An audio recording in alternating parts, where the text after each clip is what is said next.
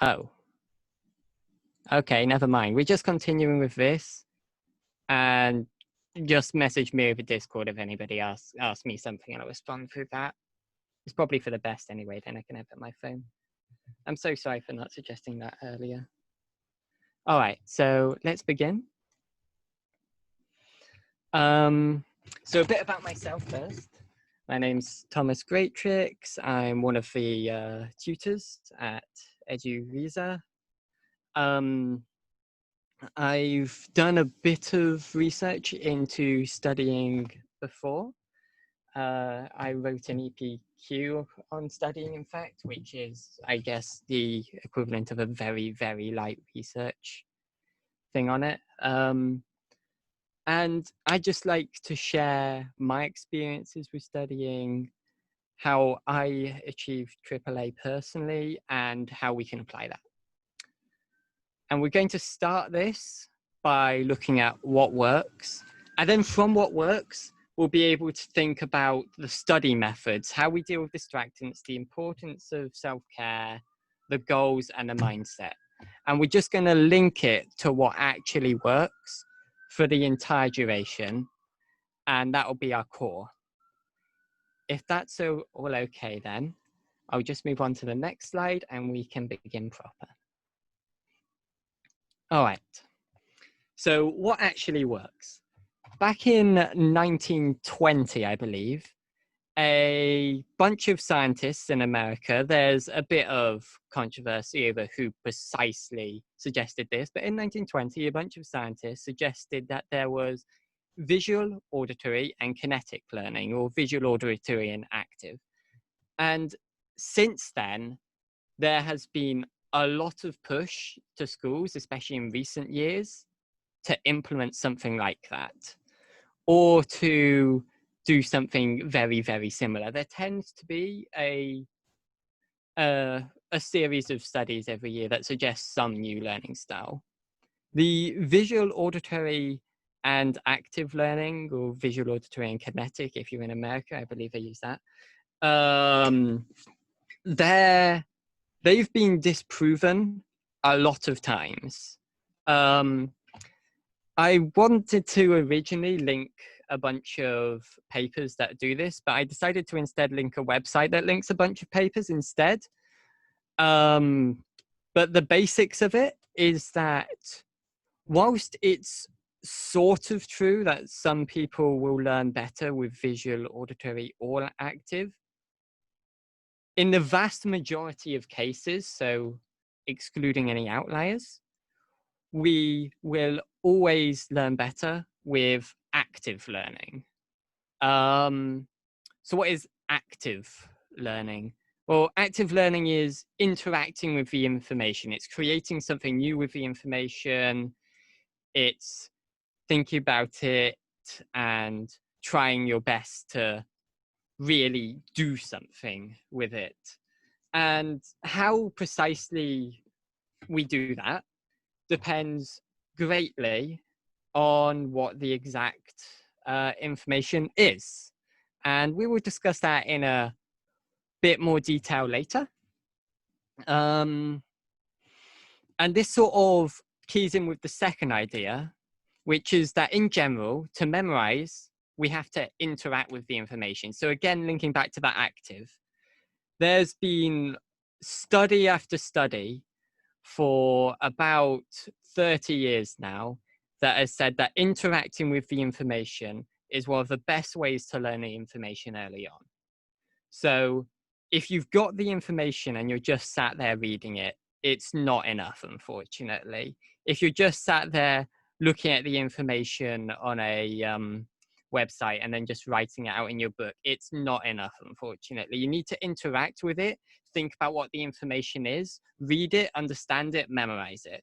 That is how you really get to know the information and can really start to develop ideas around it to get those higher grades. Not only this, but there is a very, very strong correlation between the students doing past papers early on and the students that achieve high grades, which just means that if you're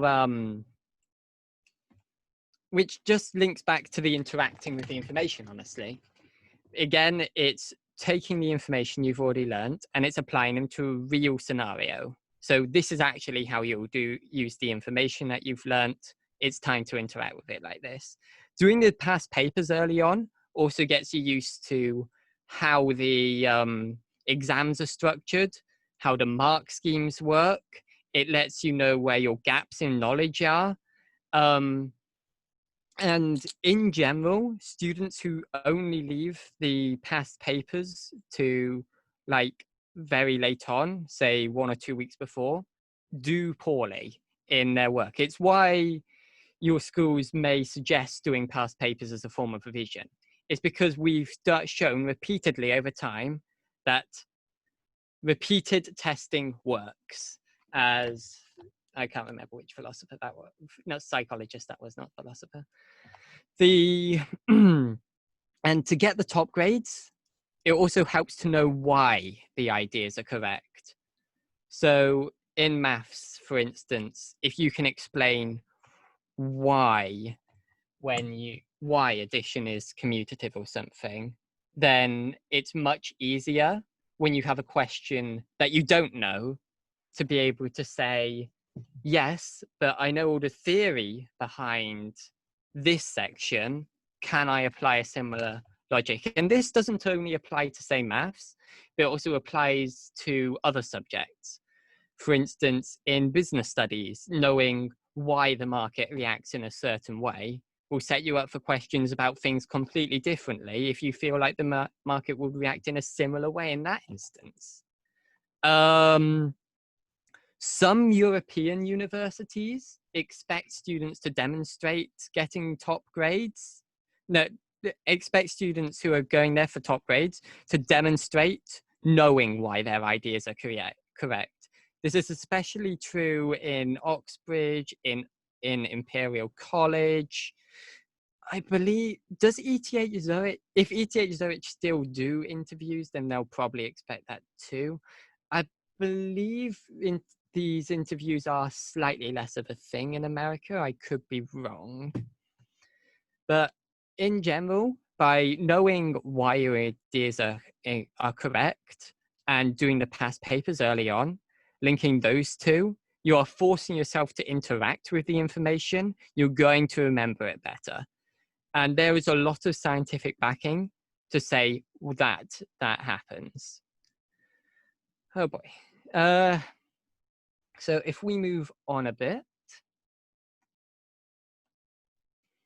the study method. So let's think a bit more about study methods. So we know a bit about the studying, and we know that interacting with the information is a great way to learn it. We know that it might actually be one of the best ways. It's definitely been shown to be one of the better ways in nearly every study.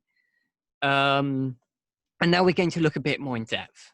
So the first one is avoiding very long sessions.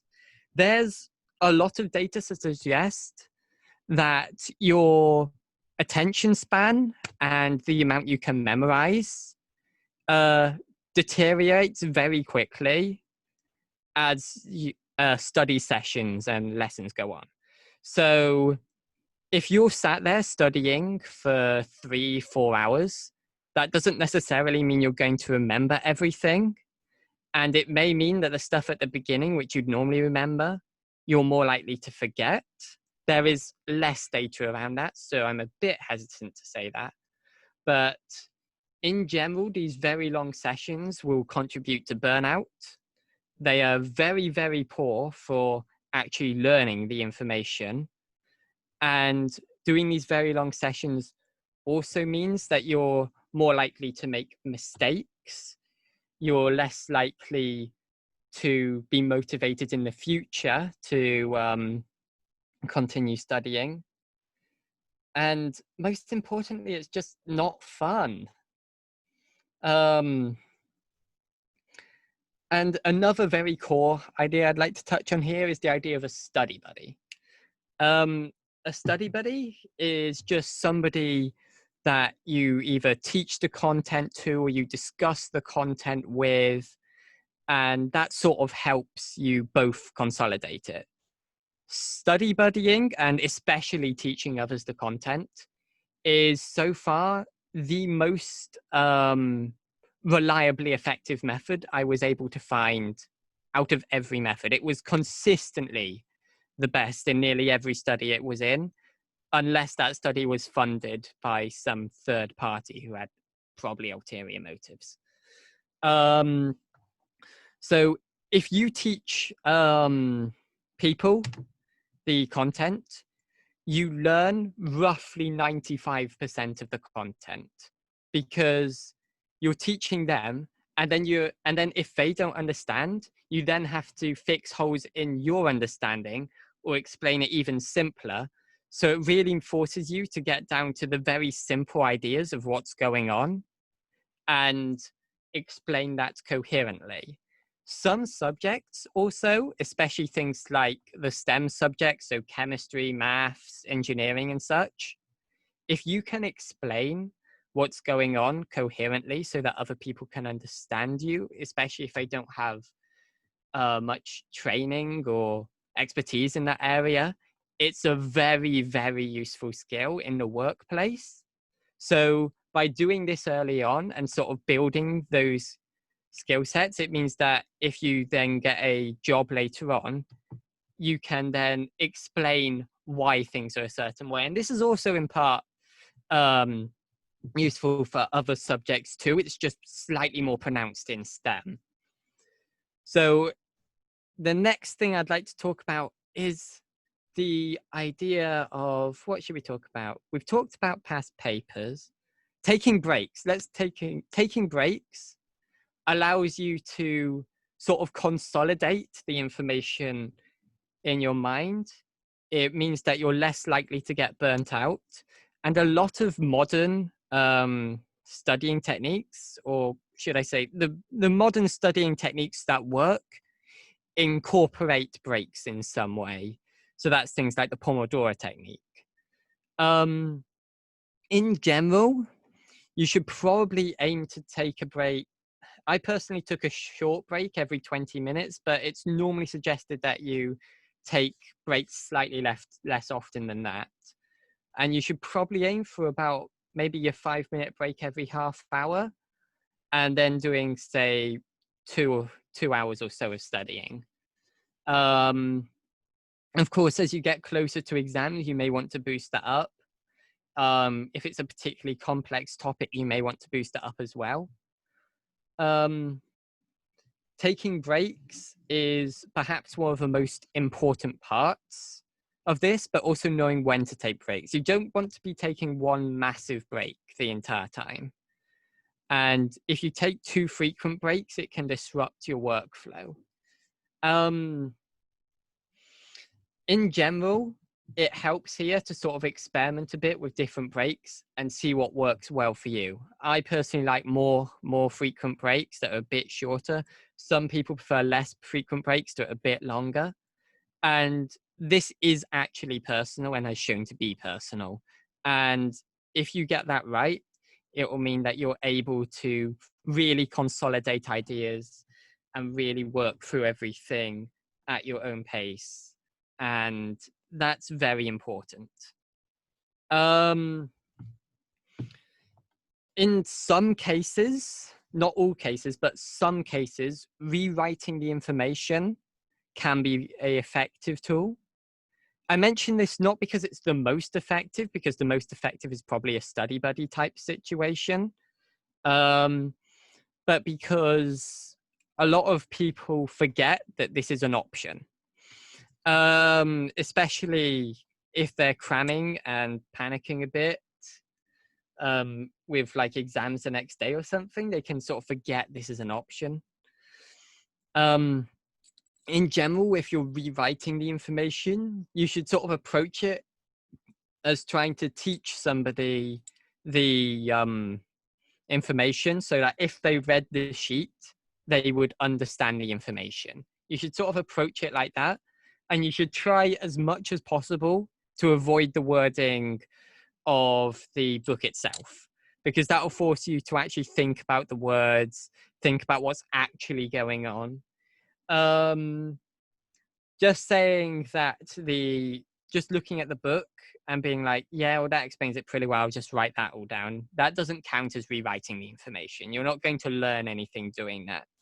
A lot of people, especially early on in the degree, will make these absolutely beautiful notes that basically just devolve to writing the same thing as in the book. And while they study a lot, it's not a very effective strategy. And they end up struggling a bit later on until they sort of pick up on the rewriting thing. So if you can get that early, that is super useful to you. And picking the methods relevant is also really important. The rewriting information not being an effective way of learning how to flip a pancake is obviously pretty obvious. I don't think anybody will be sat there rewriting pancake flipping theory, but it goes for a lot of things that may be slightly less obvious. For instance, learning how to code, it's very, very effective to actually try doing it, to write out code to see what works, what doesn't work. But for, say, I don't know, to do a French accent, for instance, a perfect French accent, you're learning languages, you can't really just do a perfect French accent. You have to first hear it and then sort of try and mimic it a bit and sort of work that way. So depending on the information you're learning, you should try adjust your learning style. In general, if you're stuck or there's multiple options, you should always go for a mixture of study buddy and past papers, preferably combined. So study with someone else and do past papers, preferably with them. A especially effective idea with these is to combine them in a way where you both do the past papers and then you swap papers and you mark each other's and then sort of teach each other the information you didn't know, which really, really, really will build up the understanding extremely quickly. It is a bit longer though, and it does require you to find other study buddies, which can be problematic, especially if you're in a very small class. So yes, I think that's all I've got to say on the study methods. Again, I can't quite see Zoom at the moment while on the PowerPoint. If somebody asks me a question, would somebody be able to ping me on Discord so I can check that? So let's move on to distractions. Oh, hey, it moved up. Okay, let's move on to distractions quickly then. So a distraction is anything that stops you concentrating on your work. And it's impossible to get rid of all your distractions. People can feel bad for not getting rid of all distractions.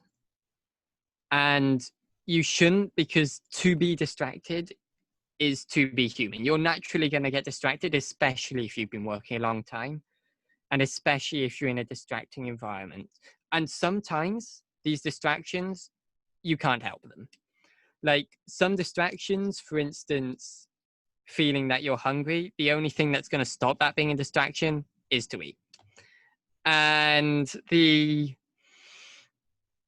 but you can take steps to minimize some distractions. And this mainly revolves around things like making sure that your phone's on silent or not working in a very, very busy area and things like that. But there are some slightly more subtle ways that you can minimize distractions as well. For instance, if you revise like directly after eating, you're less likely to get distracted by being hungry. One effective technique I found to begin working in a distracting environment, which was unfortunately what my last school was like, is something called every hour on the hour, which is based very, very loosely on something from the fitness community, which is every minute on the minute. The idea is that every hour, regardless of what you're doing at the time, regardless of how you feel, you have to do at least 10 seconds of work, at least 10 seconds. And normally by doing that and just starting, you'll find that you naturally want to continue, or you've naturally got a bit more motivation to continue.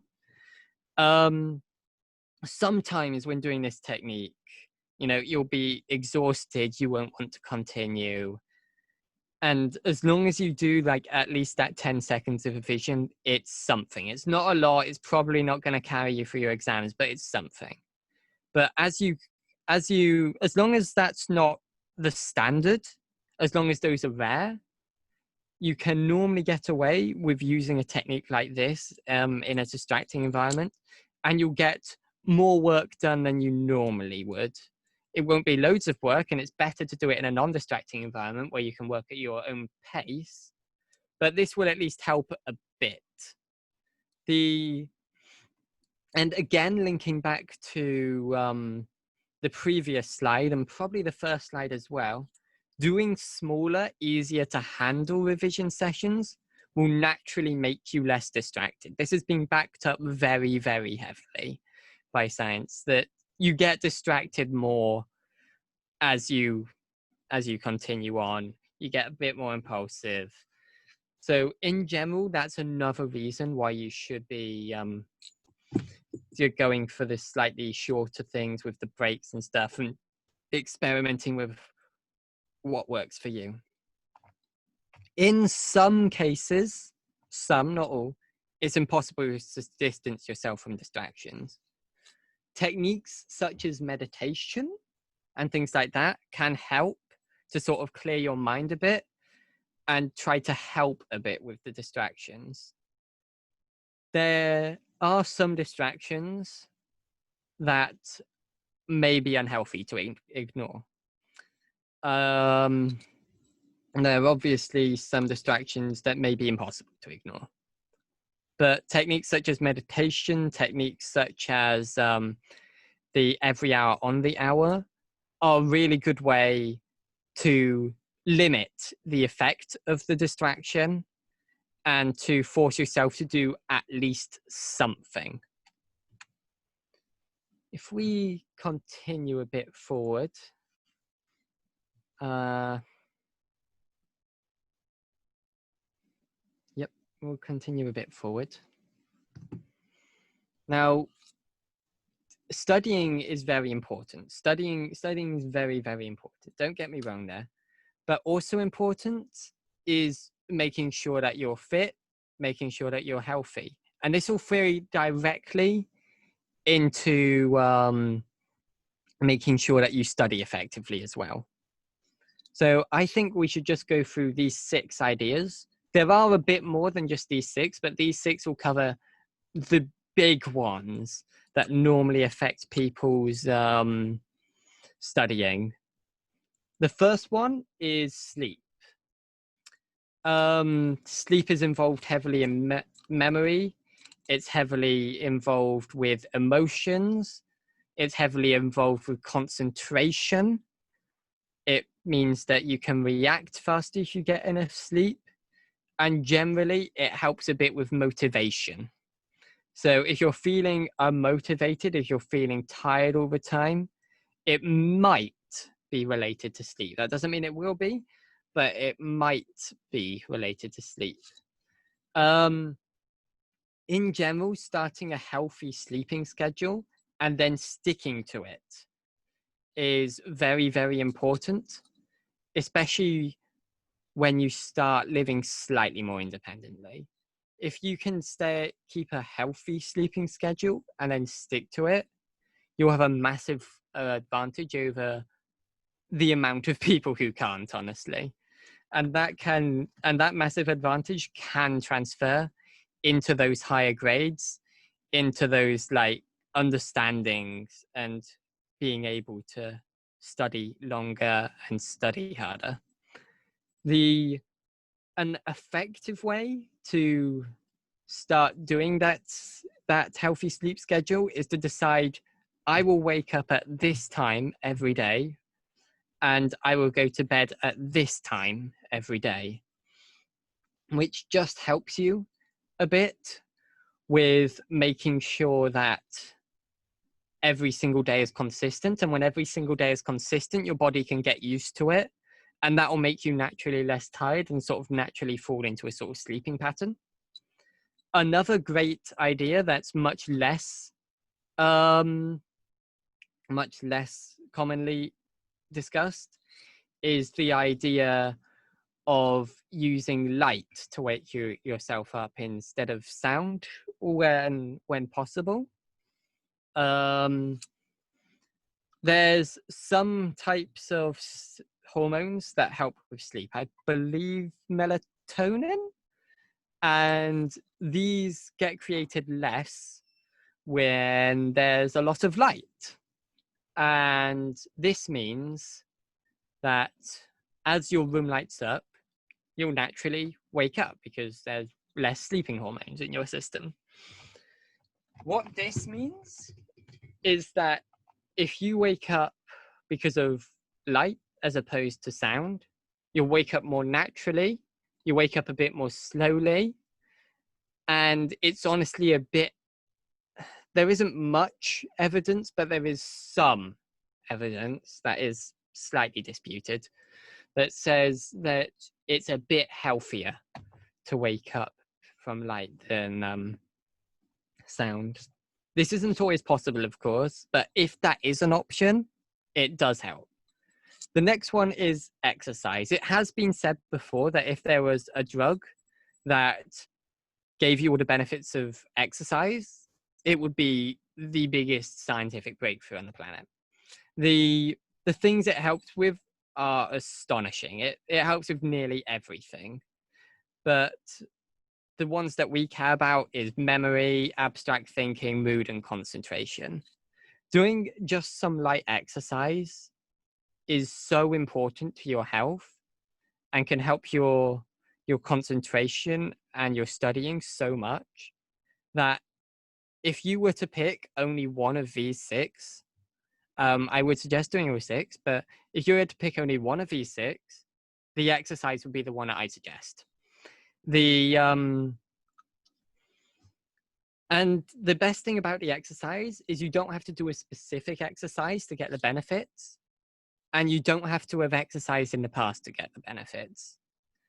As long as you start and are relatively consistent, you can pick basically any form of exercise, and you can start exercising nearly whenever you want, which is so important, because it means that you can probably find something at least that's somewhat fun for you to do in terms of exercise, and that will boost nearly everything. It's really amazing how much exercise can make a difference, especially in the long term. Again, if you're having difficulty motivating yourself to exercise, a great way to motivate yourself a bit is to join either a club or society dedicated to exercise, or to have an exercise friend. So somebody you'd exercise with, which will both sort of get you in the mindset that you've got somebody else also exercising, so you should probably do it. If it's just yourself, some people can struggle with that. Not everybody, but some. Moving on though, we've got diet. Diet affects brain function. There's so much evidence for that.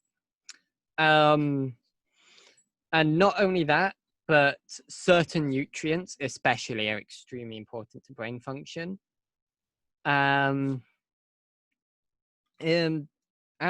our age group, there is a slight tendency, I believe, to be short on B12 and iron, especially if you're female. And I believe some of the water-soluble vitamins can also have a tendency to be low. By having a healthy diet, especially one with a lot of carbohydrates in, you can get a bit more energy. You can focus a bit longer. It helps link in with the exercise. So you're more likely to be able to exercise for longer, and you're more likely to enjoy exercising if you've been eating properly. Diet can lead to difficulty concentrating and general drowsiness, as well as some other severer health risks if it's really poor. But in a more general sense, the good ideas for a diet is to not eat the same thing every day, to eat plenty of carbohydrates, and to try, I know it's not always possible, but to try and eat more fruit and veg. I'm not going to sit here and go on forever about the importance of fruit and veg and omega-3 and stuff, but all of these play a huge role in the body. All of these will help you be healthier, happier, and will improve your studying by improving your concentration and things like that. Next thing is socialization. If you limit your social contact too much, then you'll be able to, it'll affect your mood. It can cause your memory to deteriorate. It can cause your concentration to deteriorate. It can cause you to become a bit more easily aggravated. And there is some evidence, I believe, that it can cause things like anxiety and depression, but that was a long time I've read that, so please don't quote me. The humans are naturally social. There's a lot of evidence to suggest that.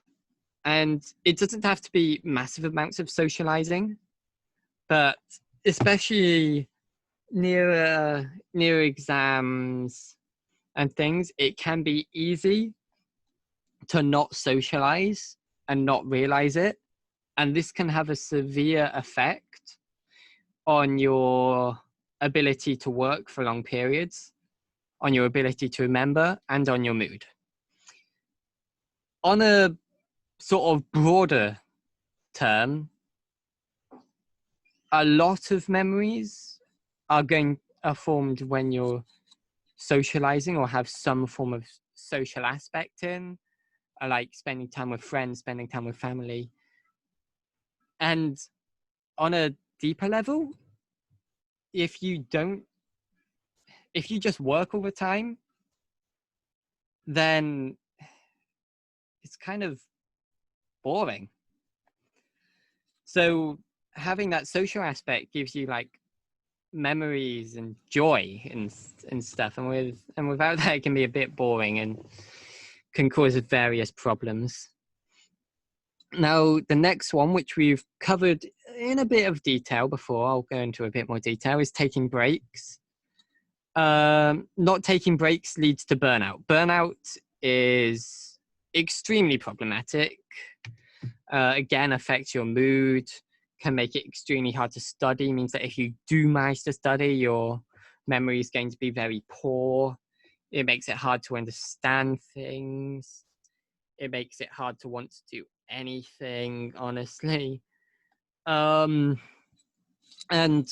unfortunately, most people will experience burnout at some point, but by taking breaks, you can minimize the chance of you burning out and overworking. I think I'd like to comment on non-zero days now, which is just the idea that doing something is better than nothing. If you got up and you revised for only 30 seconds that day, only 30 seconds, it's still some form of revision. It's not a lot of revision, but it is some revision. And the idea that doing something is better than nothing, even if it's not a lot, I feel like is a very important and a very powerful mindset to have. Because a lot of people can feel down or very upset if they don't manage to concentrate for like the whole day on a specific idea. And this non-zero days idea is more like, as long as it's not very common that you're struggling with it, it's okay to have good and bad days, because we are all human. Sometimes we're going to struggle, sometimes we're going to do really well. This is a very good step to apply to your own revision, as well as the every hour on the hour. If you're struggling at the beginning, just saying, all right, I'm going to revise every hour on the hour, and if I really struggle for one day, it's fine, as long as it doesn't become a pattern. And using that, I have seen a lot of people personally break out of the problems attached to starting to study after doing an entire lifetime of not studying. And I think that's good. So I'm going to continue on a bit to, is it going to let me? Yes, there we go. Goals. Now, what are goals? Well, a goal is some sort of objective that you set out to meet, and sticking to them and making plans of how your revision will look allow you to measure how well you're doing. It allows you to set targets, and it allows you to really organize your revision. Organizing your revision is very important, because it means that you don't skip topics. It means that if something goes wrong or a topic is proving to be very hard, you're not stuck for time at any point. And by having a structure in place, you're more likely to actually stick with your revision than if you just revise impulsively. Setting realistic goals that you can actually measure is probably the best way forward. Here, the way I've put it is that instead of saying my goal is to get an A, saying my goal is to complete a past paper by Saturday. So that is something that you can actually measure whether you've done. It gives you a time that you've measured it, and it's realistic. Saying my goal is to get an A, while it's achievable and you can measure that, it's very long term. And by having it very long term, and by having it not very specific, you kind of risk it becoming a kind of general notion that you should do it rather than a specific goal, and it lacks any sort of structure. There is a common phrase in business called SMART objectives, which actually stands for specific, measurable, achievable, realistic, and time constrained. And generally, if your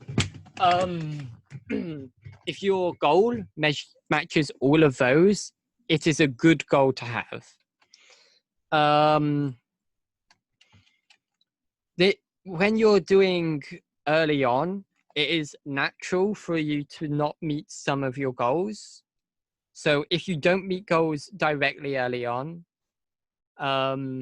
because you're not quite sure of how you work and stuff, that is okay. It links again back to the non-zero day. If you repeatedly aren't meeting your goals, then it might be then worth looking into why that is.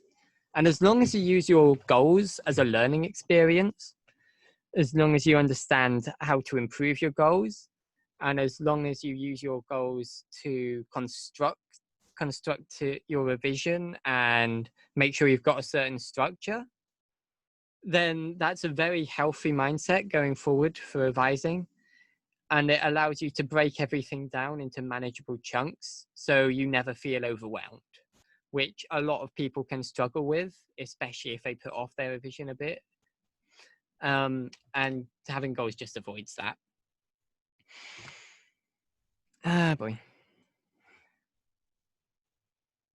All right, and very finally, I'd like to discuss the studying mindset.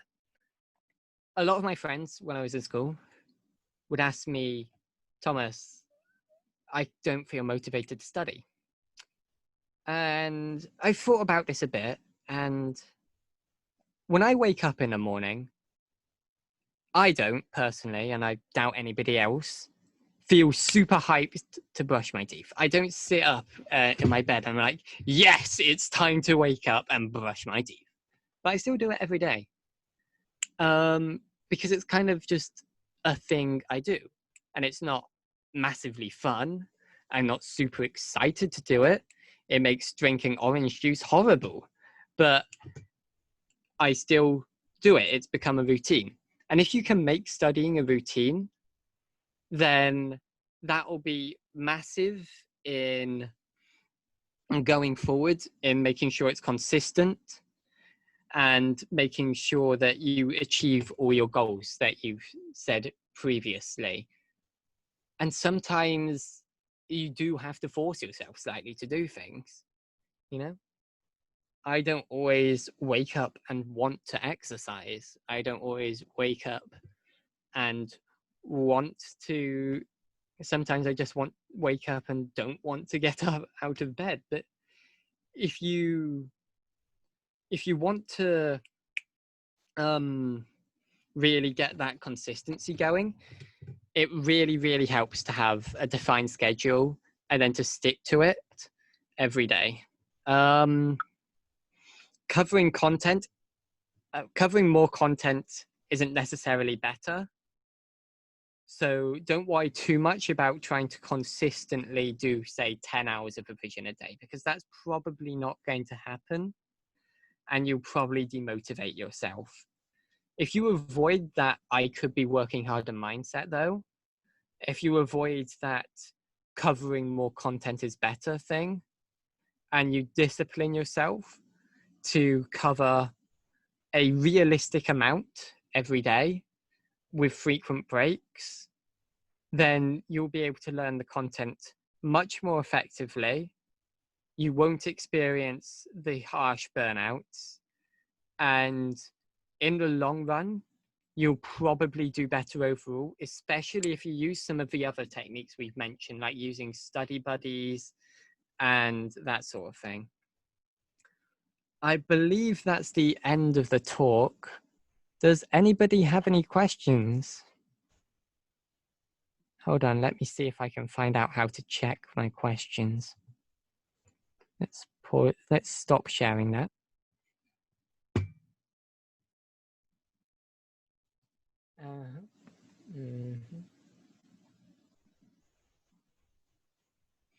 All right, do we have any questions then, or anything we want to say?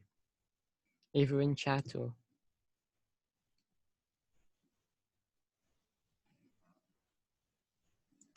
All right. Oh, thank you. Shout out to Benny over there. Also shout out to the marketing team who helped me, who helped market that with, that was really nice of them. And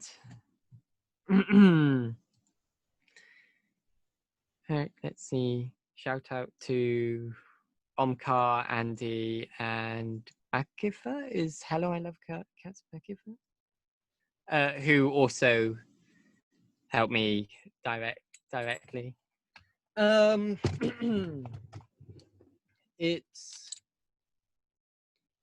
very glad to see the turnout that I did today, and it was very fun.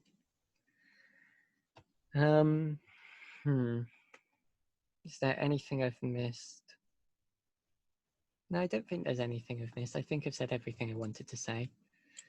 I'm kind of glad that there's no questions. I'd assume that means I've done my job. My video. Is my video still on? Oh, do you want to see my face? Is that what you're saying? Sure. Oh goodness, I look a mess. Hold on. Let me see if I can find it. I'm using my phone, so I'm going to look a bit messy. Face reveal, yeah. Hold on. Hold on. Yep. No, I can. 942. It's just taking me a while because I've got to turn on my phone. I'm nearly done though.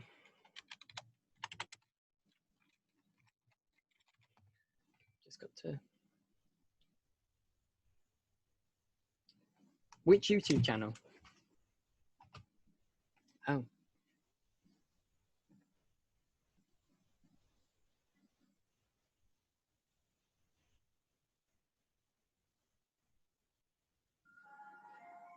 Oh, sorry about the ice cream truck in the background.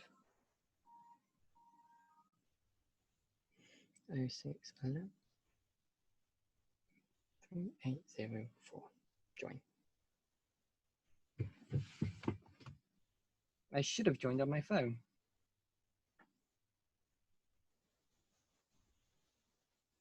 All right. Oh dear, sorry about that. Hold on.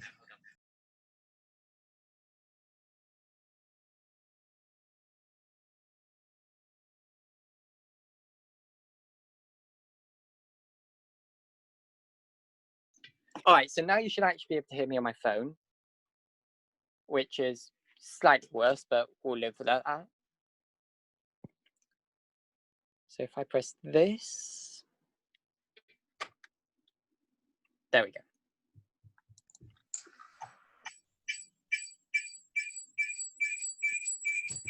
Oh goodness.